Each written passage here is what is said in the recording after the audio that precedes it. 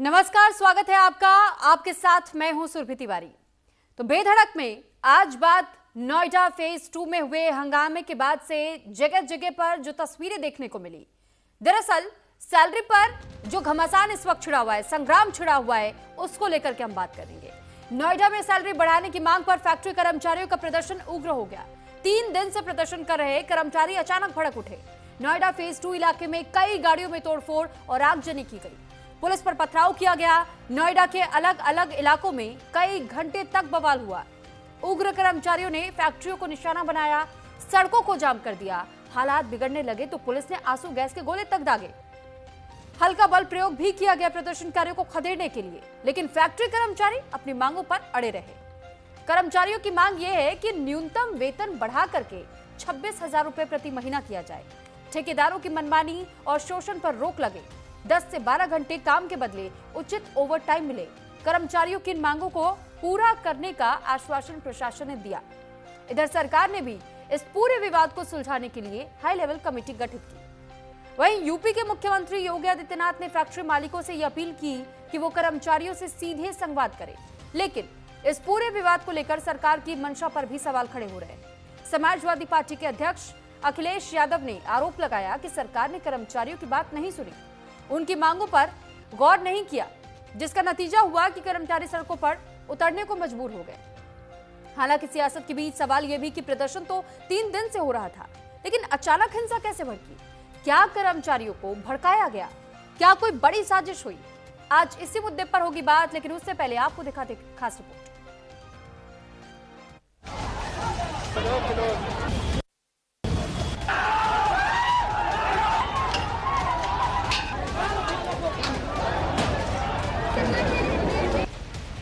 जबरदस्त हंगामा, भारी बवाल और सड़कों पर भीड़ का उबाल। ये तस्वीरें हैं नोएडा की, जहां सैलरी बढ़ाने की मांग को लेकर फैक्ट्री कर्मचारियों के आक्रोश की आग धधक उठी।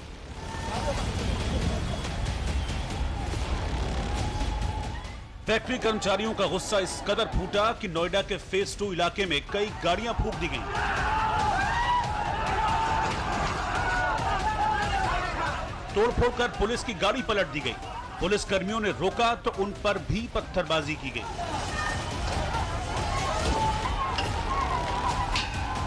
सैलरी बढ़ाने की मांग पर बवाल इस कदर बढ़ा कि नोएडा फेज 2 से लेकर सेक्टर 57 और सेक्टर 63 तक उग्र कर्मचारियों ने 50 से ज्यादा फैक्ट्रियों में तोड़फोड़ की।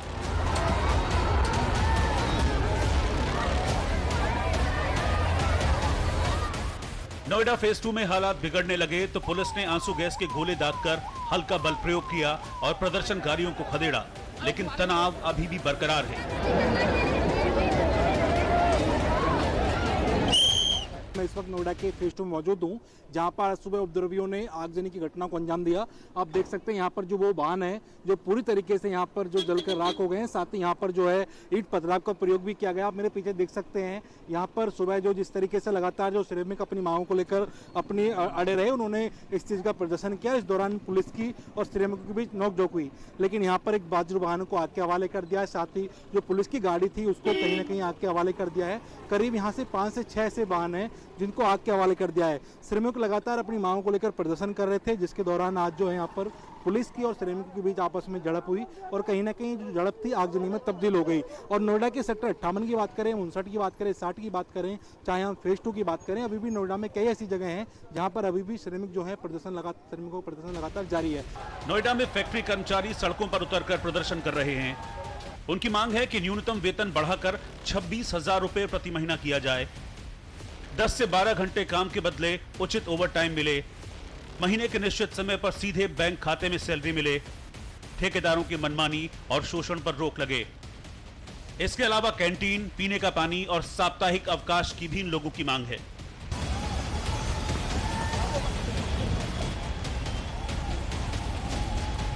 इन्हीं मांगों को लेकर 3 दिन से फैक्ट्री कर्मचारी आंदोलन कर रहे थे, लेकिन आज कर्मचारियों का गुस्सा फूट पड़ा।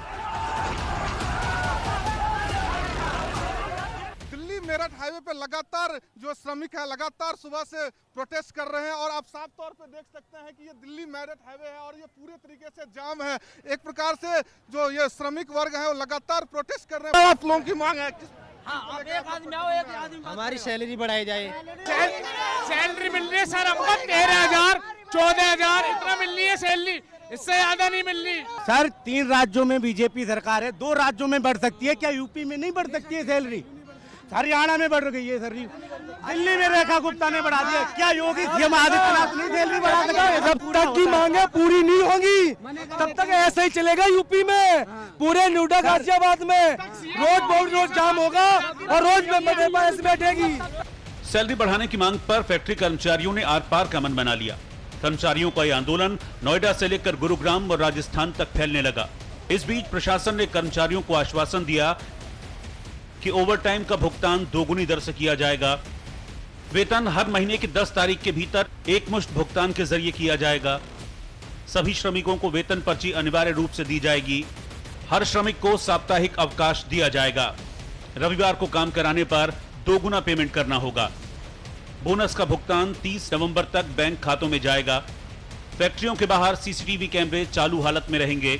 फैक्ट्रियों के बाहर शासन की गाइडलाइंस नोटिस बोर्ड पर लगाई जाएंगी। समस्याओं से समाधान के लिए कंट्रोल रूम बनाया गया है। फैक्ट्री में यौन उत्पीड़न रोकथाम कमेटी भी गठित होगी। इसके साथ ही उत्तर प्रदेश के मुख्यमंत्री योगी आदित्यनाथ ने फैक्ट्री मालिकों को 2 टूक कहा है कि वो कर्मचारियों से बात करें। उन्होंने भरोसा दिया है कि सरकार श्रमिकों के साथ खड़ी है। मैं अपील करूंगा सभी औद्योगिक इकाइयों में कार्यरत कार्मिकों से और औद्योगिक इकाइयों में कार्यरत श्रमिकों से भी, याद करिए ये डबल इंजन की सरकार आपके साथ कैसे खड़ी होती है। कोरोना कालखंड में आपने देखा होगा, जब कोरोना की परवाह के बगैर हमारी सरकार ने कार्मिकों को सबके लिए अपनी गाड़ियां उपलब्ध करवाई। नोएडा में आज देखने को मिला है जहां तमाम गाड़ियां जला दी गई और पुलिस को भी भागना पड़ गया। वहां से सुनने में आ रहा है कि पुलिस की गाड़ी भी पलटा दी गई। बड़े पैमाने पर मजदूर अपनी मांग पहले से करते रहे हैं। पूरी जिम्मेदारी प्रशासन की है, सरकार की है और सरकार की इसमें कमी ये है कि जब मजदूर अपनी मांग को लेकर के आए तो सरकार ने सुनवाई क्यों नहीं की। नोएडा में हिंसा की आग ठंडी पड़ रही है, लेकिन सियासी आग धधकने लगी। सियासत के बीच सवाल यह है कि आंदोलन 3 दिन से चल रहा था, लेकिन अचानक हिंसा कैसे भड़कने लगी? क्या फैक्ट्री कर्मचारियों को हिंसा के लिए उकसाया गया? क्या साजिश के तहत हिंसा की आग भड़काई गई? और अगर साजिश हुई तो इसके पीछे कौन जिम्मेदार है? Bureau report, news India.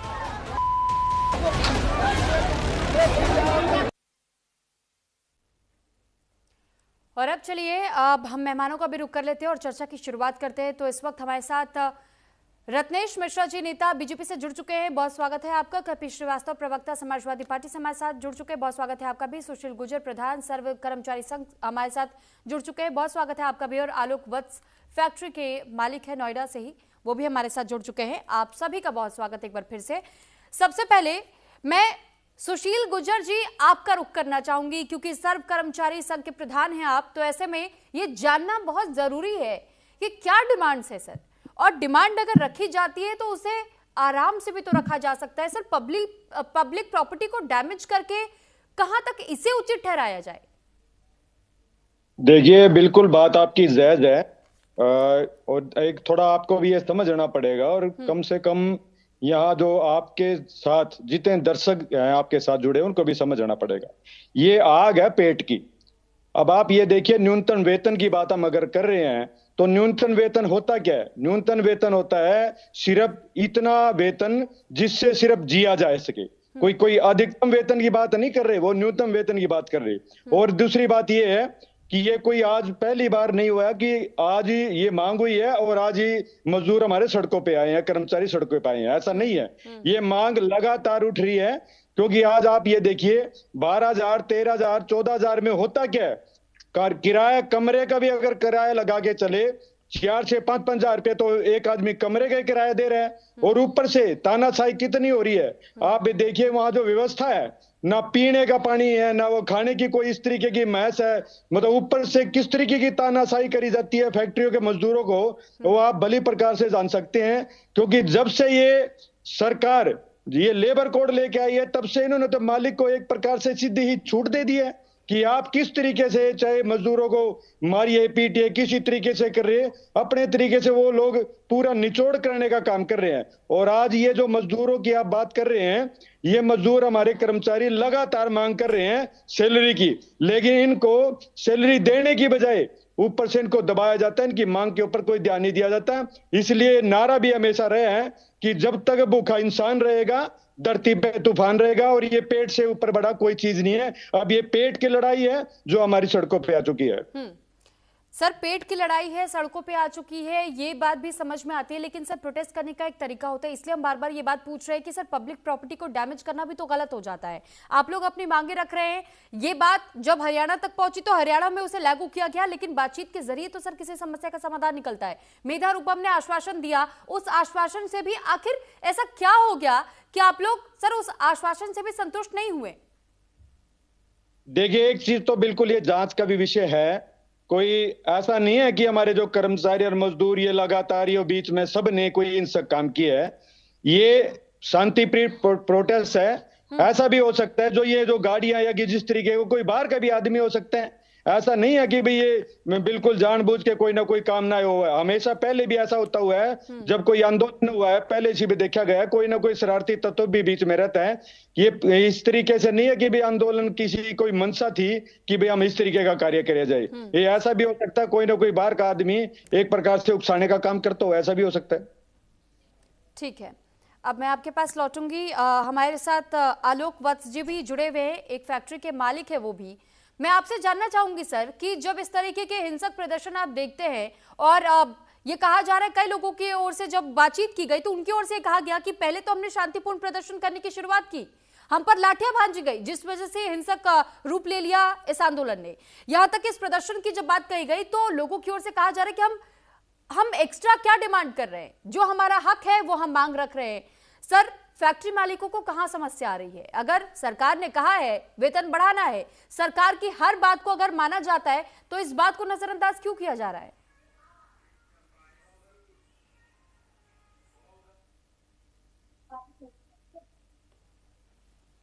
आलोक वत्स जी, क्या आपको आवाज मिल रही है मेरी? देखिए सुरभि जी, मैं नोएडा में एक फैक्ट्री ओनर के साथ साथ नोएडा के सबसे बड़े संगठन प्रवासी महासंघ का भी अध्यक्ष हूँ पिछले 17 साल से। मेरी सामाजिक समरसता बहुत दूर दूर तक है। आज जो ये हुआ है ये सुनियोजित है, अलोकतांत्रिक है और इसमें गलत गलत एलिमेंट घुसकर ये वर्करों को गुमराह कर उनसे गलत काम करवा रहे हैं। उन फैक्ट्रियों कौन होते हैं ये तय करने वाले? खुद की सैलरी। तब तो कल नाई कहे कि मैं 500 रुपए में बाल काटूंगा, नहीं तो मैं बाल रोड जाम कर दूंगा। कल को मोची कहे कि मैं 200 रुपए में फुट पॉलिश करूंगा, नहीं तो मैं पूरा रोड जाम कर दूंगा। आप होते कौन है तय करने वाले सैलरी? अगर सरकार ने तय किया है तो हम बिल्कुल उसके लिए देनदार नहीं दें तो हम दोषी हैं। लेकिन अगर जो गवर्नमेंट के रूल्स हैं, अब बताइए मेरी फैक्ट्री में जितने गवर्नमेंट के रूल्स हैं हम सारे को फॉलो करते हैं, लेकिन आज कुछ हमारे फैक्ट्री का एक वर्कर नहीं गया इनके साथ। लेकिन इन्होंने मेरे फैक्ट्री के वो बाहर कुछ लोग जा रहे थे सड़क पे, उन्होंने सारे शीशे तोड़ दिए, गेट तोड़ दिया। हमारा क्या दोष है बताइए? गवर्नमेंट के जितने नॉर्म्स हैं हम सबको फॉलो करते आ रहे हैं, तो हमारा वर्कर खुश है, उसे किसी कोई लेना देना नहीं इस लड़ाई से। और हमारी फैक्ट्री को में इतनी क्षति, बाहर में 3-4 गाड़ियां तोड़ दी, जो स्टाफ की गाड़ियां थी और कंपनी की गाड़ी थी। तो आप क्या मतलब अराजकता फैलाएंगे? कल को एक क्रिमिनल पकड़ा जाए 10,000 लोग मिलकर कहें कि इसको छोड़ दो, नहीं तो हम रोड जाम कर देंगे, छोड़ देगी सरकार? किस तरीके की बातें कर रहे हैं आप कानून हाथ में लिए हुए हैं। सेक्टर 63, 62, 58, 55, 83 सब जगह आपने तोड़फोड़ की है। क्या सभी फैक्ट्री मालिक दोषी थे? ठीक है, यानी आप ये कहना चाह रहे हैं कि फैक्ट्री मालिकों के साथ में बातचीत करनी चाहिए थी, अपनी मांग आराम से रखी जा सकती थी। लेकिन हमने ये भी सुना सुशील गुर्जर जी यही तो कह रहे हैं सर। देखिए सुरभि जी, मांग रखते भी तो हम नहीं पूरा कर सकते थे। ये कह रहे हैं कि एक हेल्पर की सैलरी 26,000 कर दीजिए, कैसे कर देंगे हम? 11,000 सर, लेकिन साल 2019 में सर कोड ऑन वेजेस लागू हुआ था, तो सर आप कोड ऑन वेजेस को कैसे इग्नोर कर सकते हैं? डीएम की ओर से भी ये कहा गया है कि इसे लागू किया जाना चाहिए। कोड ऑन वेजेस का हम अक्षरशः पालन कर रहे हैं, टू द पॉइंट पालन कर रहे हैं। सर कैसे? बिल्कुल पड़ोस के राज्य में अगर हम ये देख रहे हैं कि 30% तक की वृद्धि अचानक से कर दी गई। एक चीज जान लीजिए, पड़ोस के राज्य से हमारा राज्य नहीं गवर्न होता है। उसका अलग मुख्यमंत्री है, हमारा अलग मुख्यमंत्री है, हमारा अलग विधानसभा है, उसका अलग विधानसभा है।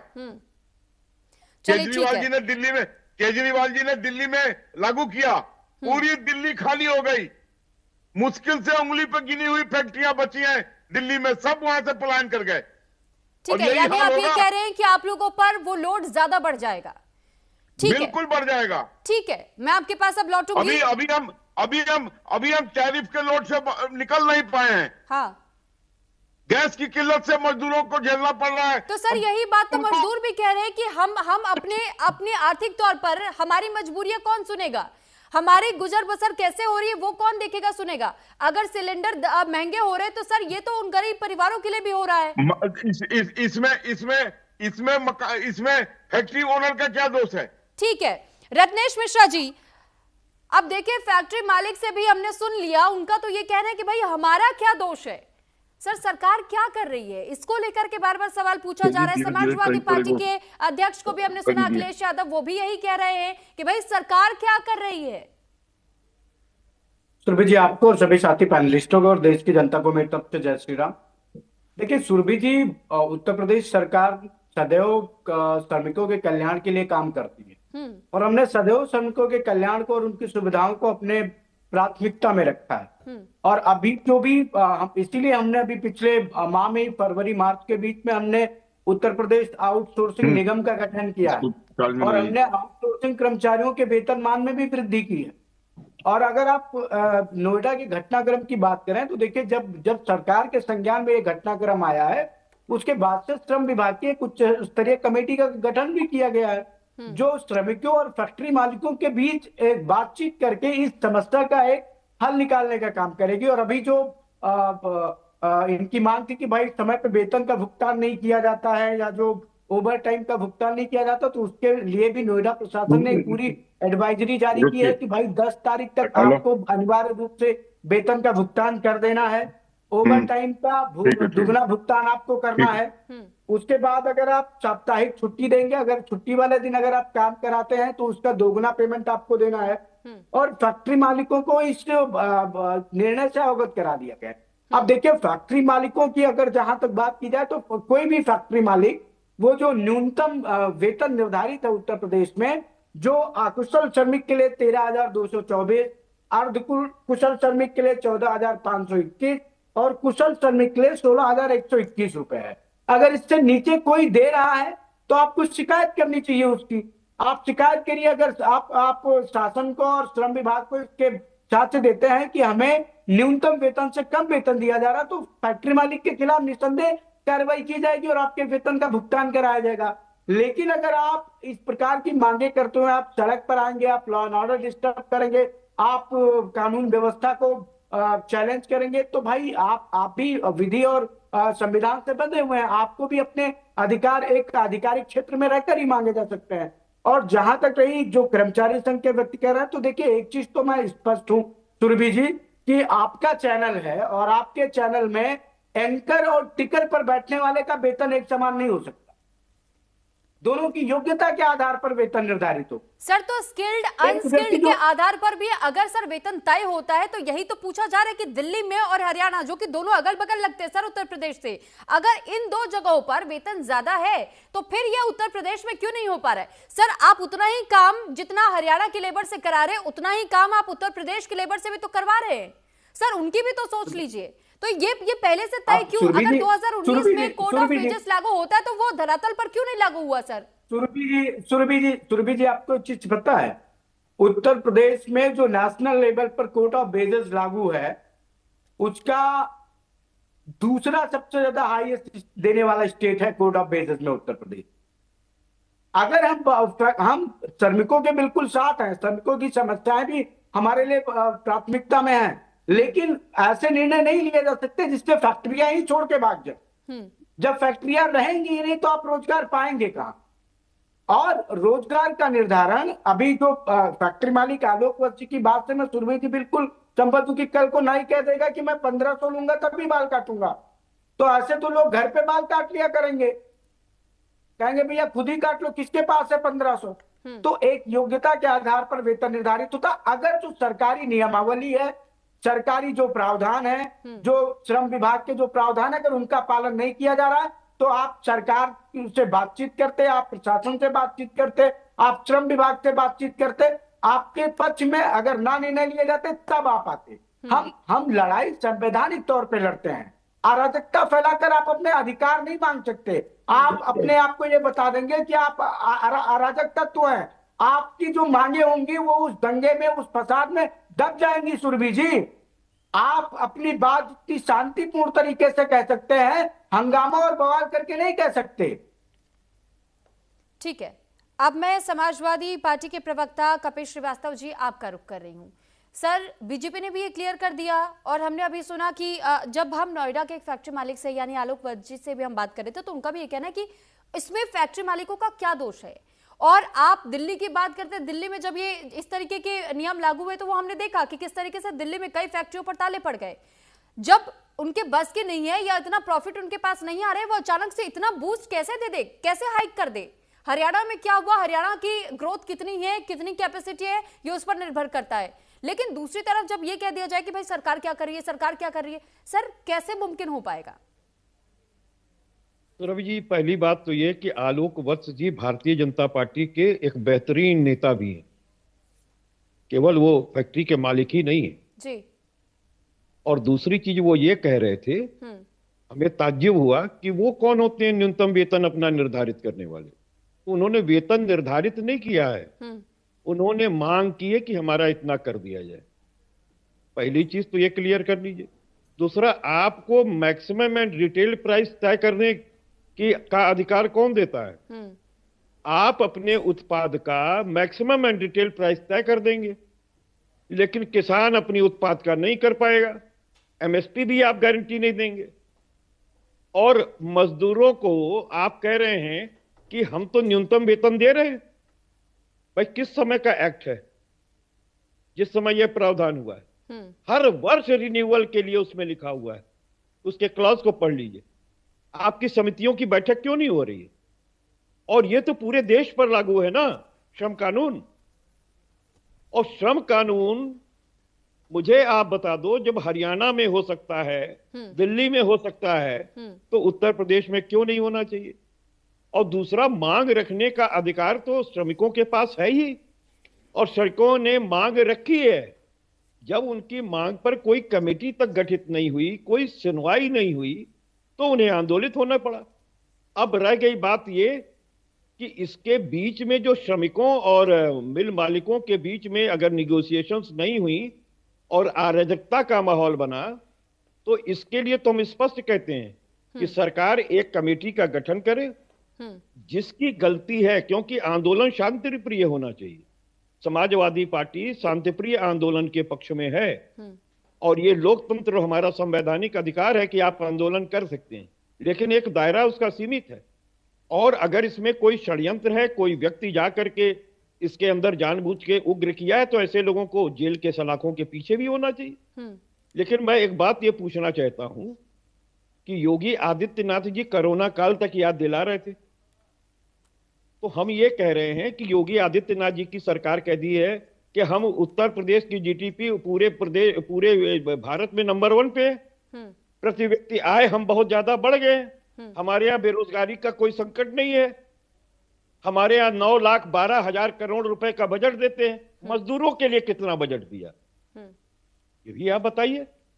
हम कह रहे अगर मेरे उद्योगपति उस लायक नहीं हैं तो आप उन्हीं की मदद करते कि हम इतना आप लोगों को ट्रिब्यूट कर रहे हैं और आप जो है वेतन में इनको इतना दे लीजिए।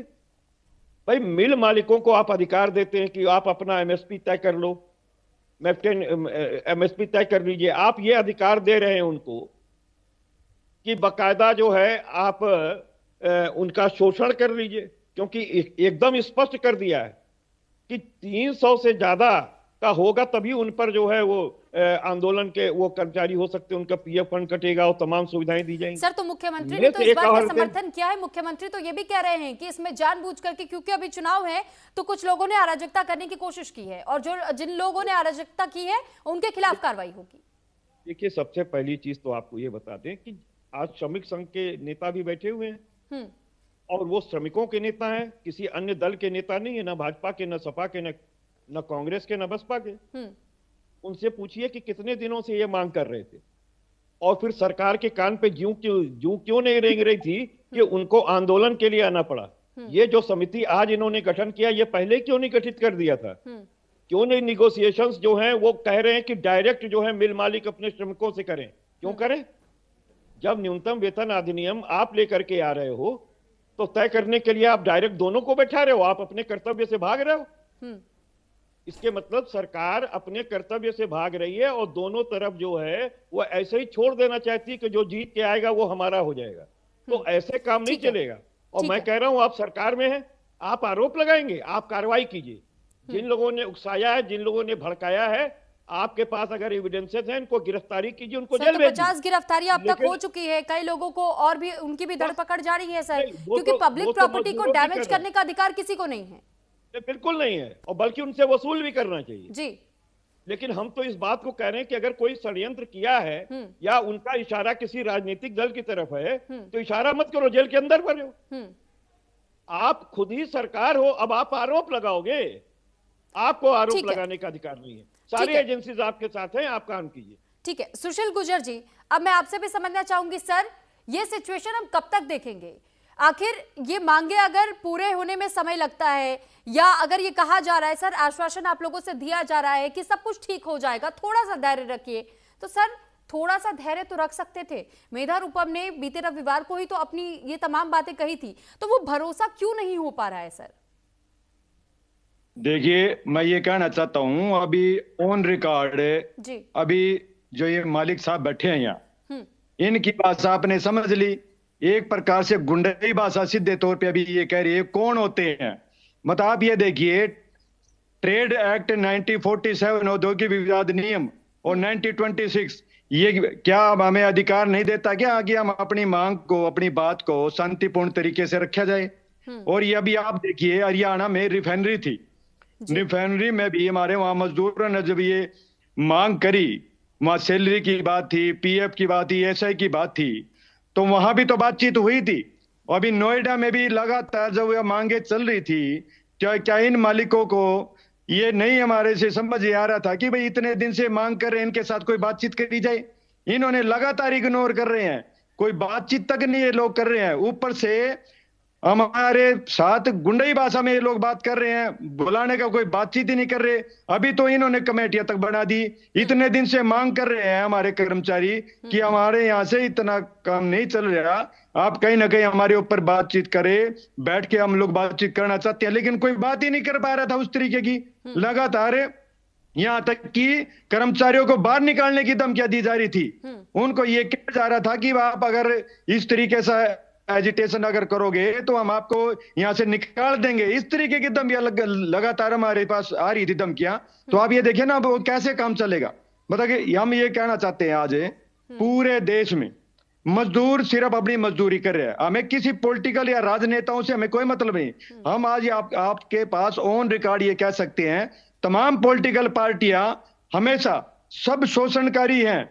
एक दो पार्टी को तो हम कह नहीं सकते लेकिन लगातार सब जितनी पार्टियां आज तक रही हैं सबने मजदूर कर्मचारियों को सवाल का जवाब और दे दीजिएगा। ठीक है, आपने कहा कि आपको पॉलिटिकल पार्टियों के साथ में या पॉलिटिकल चीजों में आपको इन्वॉल्व होने की जरूरत नहीं है, मत होइए सर। लेकिन एक सवाल ये भी कि सर क्या ये सही तरीका होगा अपनी बात मनवाने का, सड़क पर उतर करके तोड़फोड़ करके शीशे तोड़ दे हम कंपनियों के, हम गाड़ियों के शीशे तोड़ दे, गाड़ियों को आग के हवाले कर दे, ये सही तरीका है क्या? या फिर ये भी एक तरीका होता है कि आपने मेल किया, आपने बात करने की कोशिश की ऑर्गेनाइजेशन के मालिक से, जब उन्होंने बातचीत नहीं की आप अपनी कंप्लेन कहीं और भी आगे बढ़ा सकते हैं? सर थोड़ा सा पेशेंस के साथ भी तो डील किया जा सकता है। 3 से 4 दिन हुए थे अभी आप लोगों को इस प्रोटेस्ट की शुरुआत किए हुए सर। देखिए काफी लंबी चर्चा चल रही थी, ये कोई आज की 1 दिन 2 दिन 4 की बात नहीं है, ये लगातार कम से कम 1 महीने से लगातार सिलसिला जारी था कि भाई इस तरीके की मांग हमारी है, कहीं ना कहीं बैठ के बातचीत करी जाए से, लेकिन उसमें इग्नोर था। और रही बात ये मैंने सबसे पहले बातचीत करी है कि इस तरीके की जो घटना हुई है इसमें कहीं ना कहीं कोई बाहरी हाथ भी हो सकता है, ये कर्मचारी और मजदूरों कहीं ना कहीं बदनाम करने का भी काम हो सकता है। ये ऐसा नहीं है कि भाई कहीं ना कहीं कोई सीधे तौर पे कोई कर्मचारी स्थिति में अनमोल है। ठीक है सर, एक बड़ी खबर मुझे लेनी है, लेकिन उससे पहले मैं आपसे समझना चाहूंगी क्या आप इसके लिए स्टैंड लेते हैं? सर्व कर्मचारी संघ ये कहता है कि अगर कोई अराजक तत्व वाकई में था उनकी धरपकड़ होनी चाहिए, उन्हें जेल में डाला जाना चाहिए, क्या आप समर्थन करते हैं? देखिए इसमें कोई दो राय नहीं है। ट्रेड यूनियन एक्ट जो 1947 या 1947 जो एक्ट में जो हमें अधिकार देता है वो शांतिपूर्ण तरीके से देता है, ठीक है, लेकिन इसमें कहीं ना कहीं जो घटना हुई उसमें हमें भी है दुख कि कहीं ना कहीं ये ठीक नहीं है और इसका हम भी विरोध करते हैं, ऐसी बात नहीं। ठीक है, रत्नेश जी कुछ कहना चाहते हैं, उनके पास में जाओ। इससे पहले एक बड़ी खबर है कि अखिलेश यादव ने सरकार पर निशाना साधने का काम किया, सरकार ने मजदूरों की अनदेखी की है, यह अखिलेश यादव कह रहे हैं। अखिलेश सरकार की ओर से कहा जा रहा है कि उद्योगपतियों के साथ खड़ी है यह सरकार। यह अखिलेश यादव ने सीधे सीधे आरोप उत्तर प्रदेश सरकार पर लगा दिया है। गलत नीतियों के खिलाफ मजदूर इस वक्त सड़कों पर है, सरकार उद्योगपतियों के साथ खड़ी है न कि मजदूरों के साथ। गलत नीतियों की वजह से मजदूर इस वक्त सड़कों पर उतरे हैं। एक बार फिर मैं अब अपने मेहमानों का रुख करना चाहूंगी। रत्नेश मिश्रा जी, अखिलेश यादव तो सीधा सीधा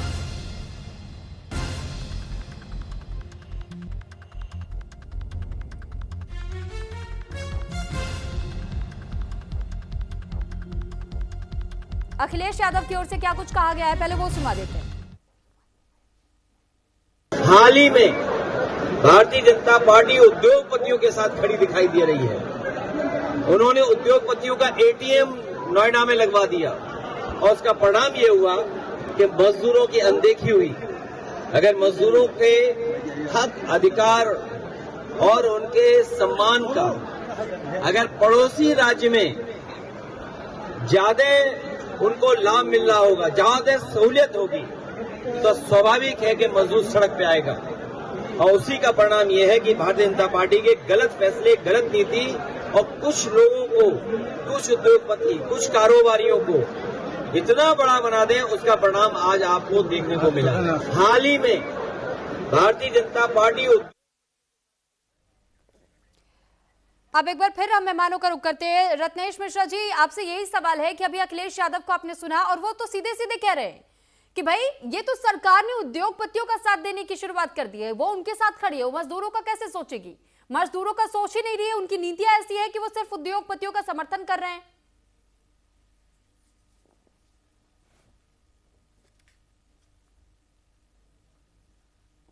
रत्नेश जी,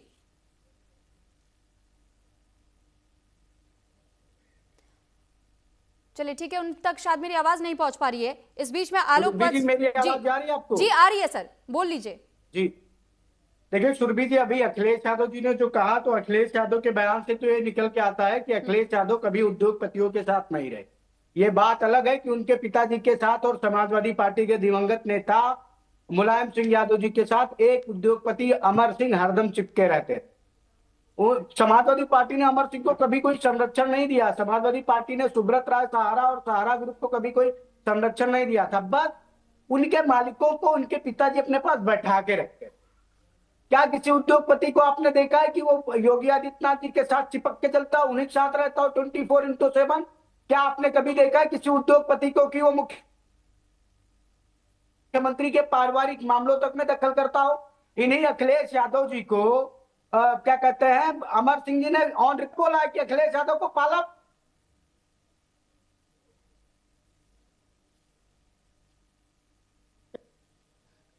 जी सर, ठीक है। शायद कुछ समस्या हो रही है सर, मैं आपके पास लौट रही हूँ, आप अपनी बात बाद में पूरी कर लीजिएगा। इस बीच में आलोक वत्स जी आपका रुख करना चाहूंगी। तो आ गई सुरभि जी आवाज। सुरभि जी मैं बात कंप्लीट करूं। जी ठीक है सर, आप जी बोल लीजिए सर। हाँ सुरभि जी तो अखिलेश यादव जी ने आज स्पष्ट कर दिया कि उन्होंने उत्तर प्रदेश में उद्योगपतियों का संरक्षण कभी नहीं किया, उद्योगपतियों का प्रोत्साहन कभी नहीं किया। इसका परिणाम रहा कि उत्तर प्रदेश का व्यक्ति उत्तर प्रदेश के बाहर के प्रदेशों में जाकर काम करने को मजबूर हुआ। आज उत्तर प्रदेश के उद्योगपतियों को सुरक्षा और संरक्षा प्रदान करने का परिणाम है कि आज नोएडा में फैक्ट्रियां हैं, आज नोएडा के आसपास के क्षेत्रों में फैक्ट्रियां हैं और वहां पर लोग काम कर रहे हैं और वहां अपना वेतन बढ़ाने की मांग कर रहे हैं। तो अखिलेश यादव जी का बहुत बहुत धन्यवाद कि उन्होंने स्वीकार किया कि उन्होंने औद्योगिक क्षेत्र में उत्तर प्रदेश को पिछड़ा रखने में बहुत बड़ा योगदान दिया। अब जो अभी हमारे सुशील गुर्जर जी कह रहे थे सुरभि जी, देखिए सुशील गुर्जर जी की बात से मैं सहमत हूं कि उन्होंने लंबी बातचीत की होगी, लेकिन ऐसे कह देने से जहां तक मुझे पता है कि कल ही नोएडा की डीएम ने कहा था कि भाई मैं आपकी मांगे जो है उसको लेकर शासन से बात करूंगी। कल संडे ही था, शासन में किसी अधिकारी से उनकी बात नहीं हो पाई। आज तो मंडे ही था, आज ही तो खुली थी, ऑफिस खुले होंगे, आज ही उन्होंने बात करनी शुरू की होगी। कल ही आपने दंगा शुरू कर दिया। और सुशील गुर्जर जी, अगर आपने शासन और प्रशासन से बात की थी तो आपने पत्राचार के माध्यम से की होगी। उसमें से आप एक ऐसा पत्र हमें दिखा दीजिए जो आपने नोएडा के लेबर कमिश्नर को दिया हो, जो आपने नोएडा के डीएम को दिया हो पिछले महीने में, या आपने क्या कहते हैं मुख्यमंत्री को लिखा हो, या आपने प्रदेश सरकार के सेवा एवं संयोजन मंत्री को लिखा हो। कहाँ लिखा? सीधे आप लॉ एंड ऑर्डर को ब्रीच करते हुए गाड़ियां पलट दिया आपने पुलिस की गाड़ियां पलट दी। मैं ये नहीं कहता कि आप अपने अधिकार मत मांगे, लेकिन भैया आप अपने आप को दंगाई मत बनाइए किसी के भी इशारे पर। आप लेकिन लोगों के सुशील गुर्जर जी यही तो कह रहे हैं कि भाई ये हमारे मजदूरों ने नहीं किया है, ये कुछ अराजक तत्वों की ओर से किया गया, और वो इस बात का खुला समर्थन कर रहे हैं कि अगर आप लोगों को ऐसे अराजक तत्वों से जुड़ी हुई जानकारी मिलती है तो आप बिल्कुल गिरफ्तार कीजिए, आप एक्शन लीजिए। हमने तो 50 से ज्यादा लोगों को गिरफ्तार कर लिया और उनके खिलाफ कार्रवाई करके उनको जेल भेजा है। और सुरभि जी, उत्तर प्रदेश में किसी भी दंगाई को नहीं छोड़ेंगे। मजदूरों के इस आंदोलन को आधार बनाकर इसके पीछे छुपकर लॉ एंड ऑर्डर ब्रीच करने वाले किसी भी व्यक्ति को नहीं छोड़ेंगे। और हमारा कोई भी श्रमिक भाई उत्पीड़न का शिकार नहीं होगा, इस पे ये भी हम इंश्योर करते हैं। अब सरकार के स्तर पर माननीय मुख्यमंत्री जी के संज्ञान में मामला आ गया है, अब आगे देखिए इस पर बातचीत होती है कि नहीं होती है। और अभी हरियाणा और यूपी का तुलना की जा रही थी सुरभि जी, तो मैंने देखा कि हरियाणा में जो न्यूनतम वेतन और उत्तर प्रदेश में जो न्यूनतम वेतन है उसके बीच का अंतर, चाहे वो अकुशल हो, चाहे अर्धकुशल हो, चाहे कुशल हो, 2500 से 3000 रुपए के बीच का है। अब 2500 रुपए से 3000 रुपए में कौन सी क्या कहते हैं फ्लैट में जाके ये रह लेंगे। अभी मैं आपकी उसमें देख रहा था, बाइट में कह रहे थे कि हमारा वेतन 25,000 रुपए कर दिया जाए, तो किसी भी प्रदेश में नहीं है। आप जो विधिक बातें हैं, आपके जो आपके हितों के संरक्षण के लिए जो नियम और विनियम और कानून है उसके तहत बात करिए। भाई 3000 तो बढ़ाना है, माननीय मुख्यमंत्री जी आ जाएंगे 3000 बढ़ जाएगा। हम 3000 के हम 3,500-4,000 बढ़वा देंगे, लेकिन उसके बाद जो क्षति हुई है उसकी क्षतिपूर्ति कौन करेगा? सुशील गुर्जर जी इसकी जिम्मेदारी लेते हैं कि जो नुकसान हुआ उसकी क्षतिपूर्ति ये करेंगे, या इनको समर्थन देने वाले लोग ये करते हैं कि वो क्षतिपूर्ति करेंगे? कोई जवाब देना चाहेंगे आप? उत्तर प्रदेश का तो इतिहास रहा, हम दंगाइयों से ही क्षतिपूर्ति वसूलते हैं, इनसे भी अरे देखिए मिश्रा जी, एक तो मैं आपको सीधे तौर पे समझाना चाहता हूं, हम लोग कर्मचारी हैं, मजदूर हैं। हमें इतनी फुर्सत नहीं है कि हम लोग राजनीति करें। सुबह मजदूर या कर्मचारी निकलता अपने काम के लिए, अपने पेट भरने के लिए। ये राजनीति राजनेताओं को ही मशहूर है, हमें हमारे सिर्फ हमारी इतनी ही मांग। गाड़ियां पलट रहे थे, आप मान रहे हैं ना कि ये मजदूर नहीं है? अरे सुनिए मिश्रा जी, आपने देखा है क्या? आपने कोई नोट किया है क्या उसमें कर्मचारी या मजदूर? आपने कोई नोट किया है क्या अभी आप तक के सामने? मतलब ये जो लोग सड़कों पे थे वो मजदूर नहीं थे। एक चीज और सुनिए मिश्रा जी, जब आप इतना ही तेजी बन रहे हैं ना मजदूरों के, आप ये देखिए, हमें नहीं पता कौन पॉलिटिकल पार्टी आपके ऊपर क्या ब्लेम लगा रहा है, लेकिन 1886 में शिकागो में किस तरीके का आंदोलन हुआ था? 1 मई हम मजदूर दिवस मनाते हैं पूरे वर्ल्ड में। क्यों मनाते हैं? क्योंकि 1886 8 घंटे काम करेंगे, 8 घंटे आराम करेंगे और 8 घंटे अपनी मनमर्जी से काम करेंगे। लेकिन आपने 21 नवंबर को जो नोटिफिकेशन करे हैं लेबर कोड, उसमें क्या क्या दर्शाया? उसमें जो आपने 1 अप्रैल को लागू करे हैं उसमें आपने 8 घंटे छोड़ के आप 12 घंटे कर रहे हैं। उसमें आयर फायर की नीति आप लेके आ रहे हो, यूज करो और फेंको। हम किसी भी पॉलिटिकल पार्टी पे आरोप नहीं लगाना चाहते, लेकिन हम सीधे तौर पे कहना चाहते हैं हम कर्मचारी, हम मजदूर हैं, हमें सिर्फ हमारा हक चाहिए, हमें और इससे कोई मतलब नहीं है। हम इसे ये बात हम आपसे मिश्रा जी कहना चाहते हैं। ठीक है, ठीक है। आप दोनों के पास सर मैं अब आ रही हूँ। आलोक वत्स जी को मैं देख रही हूँ। सर आप चाय की चुस्कियां ले रहे हैं। सर इतने आराम से, इतने फुर्सत से सर ये चाय की चुस्की सर मजदूर नहीं ले पा रहे हैं। आपने कहा कि ये कौन लोग होते हैं जो ये अपना वेतन तय करेंगे। सर तो क्या ये किसी भी फैक्ट्री मालिक को अधिकार है कि 8 घंटे की जगह 12 घंटे का काम करवाना, उतना वर्कलोड देना, और उसके बाद आप वेतन चाहते हैं कि बिल्कुल मिनिमम रहे? सर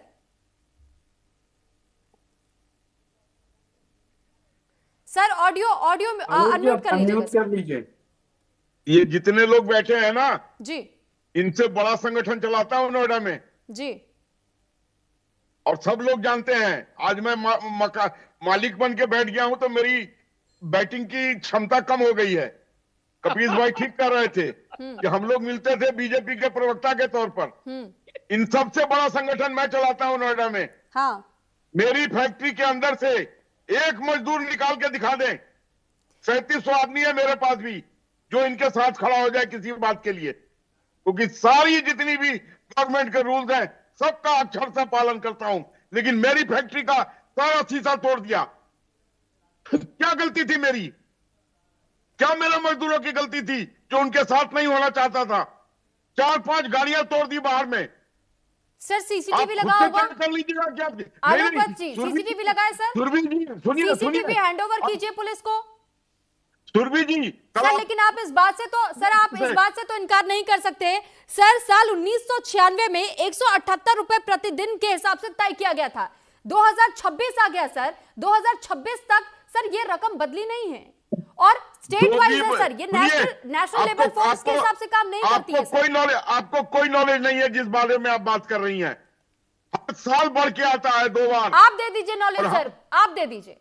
हर साल 2 बार बढ़ के आता है दिए, और उसको हम लागू करते हैं, जोड़ते हैं अपने वर्कर के साथ। नेशनल फ्लोर वेज लागू है सर? जी बिल्कुल।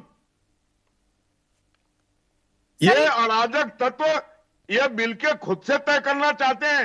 कल को आप एंकर हैं, आप कहिए कि मेरी सैलरी है, सब एंकर मिलके कहिए हम लोग की सैलरी 2-2 लाख कर दो, नहीं तो हम एंकरिंग बंद कर देंगे। ये कौन सी बात हुई? और एक चीज और आपको बता दूं, इस ऑर्गेनाइजेशन को, ये जो आंदोलन हो रहा है इसको कोई भी लीड नहीं कर रहा है। ये लीडरलेस आंदोलन है, कोई इसको लीड नहीं कर रहा है सर। जहां नेशनल मिनिमम वेज लागू होना चाहिए, national floor level minimum wage लागू होता है सर। आप कहते हैं सर, मैंने आपसे कहा कि आपने कहा जानकारी नहीं है, मैंने आपसे जानकारी मांगी, आपसे जानकारी दे दीजिए। मैं आपसे फिर कह रहा हूं 95% जगह पर मिनिमम वेज लागू है, 5% की बात मैं नहीं कह सकता सर। तो उत्तर प्रदेश में क्यों नहीं है? उत्तर प्रदेश में है, जो उत्तर प्रदेश का नॉर्म्स है उस हिसाब से लागू है। किया जा रहा था क्या? किस बात का इंतजार? उत्तर सर प्रदेश में 25,000। सर आपके पर्टिकुलर फैक्ट्री की बात नहीं हो रही है सर, आपने उन सभी मानदंडों का सर पालन किया, बहुत अच्छी बात है। मैं पूरे इंडस्ट्री का भी आपको बताऊं, जो यहाँ का नॉर्म्स है वो सारा लागू है सर। आप फॉलो कर रहे हैं, बाकी के लोग फॉलो नहीं कर रहे। अब मैं सर समाजवादी पार्टी के प्रवक्ता कपिल श्रीवास्तव जी का रुख करना चाहूंगी। मुस्कुरा रहे हैं, मैं एक बार उनसे भी पूछ लूं मुस्कुराने की वजह। फैक्ट्री ओनर मिनिमम वेजेस दे रहे हैं, सुनिए मेरी बात, सारे फैक्ट्री ओनर मिनिमम दे रहे हैं। सर अगर उत्तर प्रदेश में बाकी के सभी फैक्ट्री मालिक अगर ये वाकई पालन कर रहे होते और दे रहे होते तो इस तरीके से ये कर्मचारी सड़कों पर ना उतरते। ये कर्मचारी इसमें इंटरफेयर सरकार को ना करना पड़ता। सरकार ने जो आज इंटरफेयर किया है वो पहले कर लिया गया होता तो शायद आज ऐसा ना होता। सुनिए, इन कर्मचारियों का मांग अनैतिक है। ये जो हरियाणा में बड़ा है, और आप जो शोषण करेंगे मजदूरों का वो नैतिक है? कोई शोषण नहीं कर रहा है। 30 वर्ष से फैक्ट्री चला सर, रहे हैं। आपकी फैक्ट्री में ऐसा नहीं होता है तो आप ये ना कहिए कि सर बाकी के जगहों पर नहीं होता है, बाकी के जगहों पर घूम कर देखा ये सर, ये वो मजदूर लोग हैं सर जो अपनी रोजी रोटी चलाने के लिए अगर वो उन्हें जरूरत पड़ती है तो 12 क्या सर वो 20 घंटे भी काम करते हैं सर, उस तरीके की मजदूरी उन्हें मिल नहीं पाती है। जानकारी के अभाव में कुछ भी मत बोलिए। क्यों? कपिल श्रीवास्तव जी, सर जानकारी का अभाव बता रहे आलोक वत्स जी। अब मैं आपसे समझना चाहूंगी सर, इस तरीके के आरोप क्यों लगाते हैं आप लोग कि सरकार भाई नैतिक जिम्मेदारियां समझ नहीं पा रही है, उस हिसाब से पहले एक्ट नहीं कर पा रही है, ये प्रोटेस्ट होने का इंतजार कर रहे थे क्या, अब ये समिति का गठन क्यों हुआ, पहले क्यों नहीं हुआ, इस तरीके की मांगे आप लोग क्यों उठा देते हैं सर, क्यों कह देते हैं आप लोग इस प्रकार की बातें? देखिए, बहुत सीधी सी बात है कि आलोक वत्स जी जिस तरीके से बात अपनी रख रहे हैं और जिस तरह से हमारे प्रिय मित्र जो नेता बीजेपी बैठे हुए हैं मिश्रा जी, उन्होंने कहा 3000 उन्होंने बढ़ाया तो हम 5000 बढ़ा देते हैं। तो आंदोलन खत्म कीजिए। मिश्रा जी ने कह दिया 5000, आप पूछ रही थी आप हंस क्यों रहे हैं? जब मिश्रा जी 5000 बढ़ा सकते हैं तो योगी आदित्यनाथ 26,000 क्यों नहीं कर सकते हैं? भाई आपके ही चैनल पे मिश्रा जी ने कहा हम 5000 करते हैं। सर तो मिश्रा जी कह रहे हैं लेकिन आलोक वत्स जी मानने को तैयार कहाँ है? अरे वो तो भारतीय जनता पार्टी के वो भी नेता है, देखिए उन्होंने मेरी बात को स्वीकार किया। लेकिन सर फैक्ट्री के मालिक भी तो हैं, वो तो इस बात को मानने से तैयार ही नहीं है सर। वो तो सरकार के सरकार अगर कह रही है कि मानदेय हम इतना देंगे, लेकिन वो अगर आप कह रहे हैं कि बीजेपी नेता, सर बीजेपी नेता होने के नाते भी तो वो मना कर रहे हैं। नहीं, वो क्यों मानेंगे? और इस पर रत्नेश मिश्रा जी कुछ नहीं कह रहे। नहीं देखिए वो क्यों मानेंगे, मैं ये पूछ रहा हूँ। रत्नेश मिश्रा जी ने बताया कि अमर सिंह हमारे उद्योगपति थे, समाजवादी पार्टी के सुब्रत राय सहारा की बात इन्होंने। अरे भाई ये नितिन गडकरी साहब कौन है? आपका पैसा भी देना है सर। गडकरी साहब की जो पूर्ति कंपनी है उसकी 58 है और उनके ड्राइवर के नाम पे फेक कंपनियां चलती हैं, उनके लड़के के नाम पे कंपनियां हैं। आप किसकी बात कर रही हैं? अरे इनके यहाँ तो आलोक वत्स जी अब कपिल जी अभी देखिए, आलोक वत्स जी ने किसी से कुछ खरीदारी की, लेकिन आलोक जी लगता है कि आप उन्हें भी कम ही देने पर तुले हुए थे, उन्हें टोकना पड़ गया। देखिए ऐसा वो आलोक वत्स जी जो लाइट में 100 और 200 में अंतर नहीं पता लगा। बताइए अब आपको लाइट में भी अगर 100-200 का अंतर नहीं पता चल पा रहा है सर, जो मेहनताना कर रहा है सर उसका जो मेहनताना बनता है वो तो देना पड़ेगा ना सर। दे दिया उसको दे दिया। देखिए ऐसा है, आलोक वत्स जी जो हैं वो एक सामंती परंपरा के नायक हैं और आप खुद देखिए डिफेंडर जैसी 2 करोड़ की गाड़ी में बैठे हैं और डिफेंडर में नहीं बैठे हुए हैं। हेलो, डिफेंडर में नहीं बैठे हुए हैं। अब फिर आप गलत बोल रहे हैं। चलिए ठीक है, डिफेंडर में नहीं बैठे हुए हैं। ठीक है, मनोज सिंह नहीं है। हमें तो हमारे डिफेंडर ही दिख रहे हैं। मैं ये कह रहा हूँ कि देखिए कितने आराम से हमारे मित्र बैठे हुए हैं, इनके यहाँ शीशा भी टूट गया, सब कुछ टूट गया, लेकिन हंस रहे हैं, बोल रहे हैं, बतिया रहे हैं, कोई फर्क नहीं। सीधे नहीं, शीशा टूट गया तो क्या? के ऊपर 13,000 मिल रहे हैं, सुनिए, जिस पर 13,000 मिल रहे हैं, जो 5,000 6,000 रुपया जो है वो ठीक है सर, क्योंकि समय का अभाव है। आप सभी का बहुत धन्यवाद हमारे साथ जुड़ने के लिए, अपने बात रखने के लिए। रत्नेश मिश्रा जी नेता बीजेपी से हमारे साथ जुड़े, कपिल श्रीवास्तव जी प्रवक्ता समाजवादी पार्टी से और सुशील गुर्जर जी प्रधान सर्व कर्मचारी संघ से हमारे साथ जुड़े। आलोक वत्स जी नोएडा के एक फैक्ट्री के मालिक भी, साथ साथ में बीजेपी के लिए भी वो कार्यरत है, जैसा उन्होंने जानकारी दी है। और आप सभी का एक बार फिर बहुत धन्यवाद। लेकिन अब आपको लिए चलते सीधे पश्चिम बंगाल के दुर्गापुर, जहां इस वक्त गृह मंत्री अमित शाह का रोड शो जारी है। तो देखिए, गृह मंत्री अमित शाह इस वक्त पश्चिम बंगाल पहुंचे हुए